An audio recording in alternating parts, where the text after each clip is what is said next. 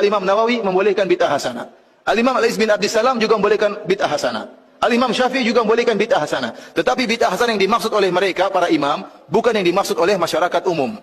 Yang dimaksud dengan bid'ah hasanah oleh mereka adalah sarana-sarana. Contohnya apa? Makanya saya akan bacakan di sini perkataan Al-Iz bin Abdissalam tentang yang dimaksud bid'ah hasanah oleh beliau.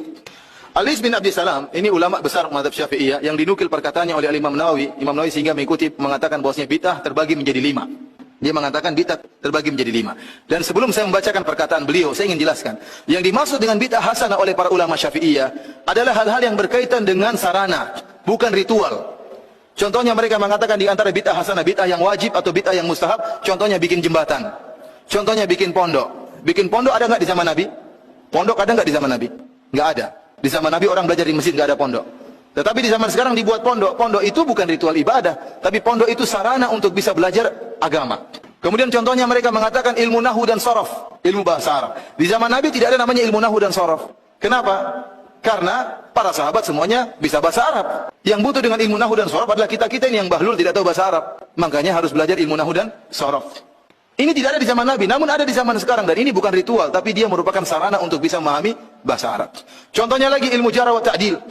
Ilmu jarh wa ta'dil adalah ilmu untuk mempelajari dan mengetahui kredibilitas para perawi hadis. Hadis diriwayatkan oleh para perawi. Kita harus tahu bagaimana kredibilitas para perawi ini. Bisa enggak diambil periwayatannya atau tidak? Di zaman Nabi ilmu ini tidak ada. Kenapa? Karena para sahabat langsung meriwayatkan hadis dari Nabi, tidak melalui perantara perawi. Di zaman sekarang butuh, karena dari sahabat sampai kepada kita banyak perawinya. Maka butuh namanya ilmu jarh wa ta'dil. Ilmu ini dinamakan dengan bid'ah yang wajib menurut sebagian ulama. Kita bilang ini yang dimaksud oleh para ulama dengan bid'ah hasanah adalah masalah sarana. Contohnya apa? Mikrofon, ini juga bid'ah, tapi dia sarana. Contohnya mereka mengatakan bid'ah hasanah adalah pengumpulan Al-Quran. Di zaman Nabi tidak ada pengumpulan Al-Quran, tetapi Al-Quran ditulis dalam lembaran-lembaran yang terpisah-pisah.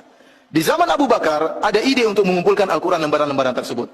Dan ini disebut dengan bid'ah hasanah karena di zaman Nabi tidak ada. Tetapi pada hakikatnya dia bukan ritual ibadah, tetapi dia sarana untuk mempelajari Al-Quran. Maka butuh lembaran-lembaran tersebut dikumpulkan. Karena yang disebut dengan bid'ah hasanah oleh sebagian ulama adalah masalah sarana-sarana, bukan ritual. Kalau ritual seperti tadi, sholat raghaib, sholat malam nisfu Sya'ban, tambahan wa barakatuh, mengangkat jenazah sambil berzikir, ini diingkari oleh Imam Nawawi, disebut dengan bid'ah yang mungkar.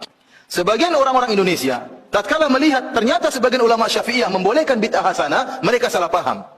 Mereka menyangka bid'ah hasanah yang dimaksud kreasi sebebas-bebasnya. Padahal tidak, yang dimaksud dengan bid'ah hasanah adalah masalah sarana dan sarana, bukan membuat ritual ibadah yang baru.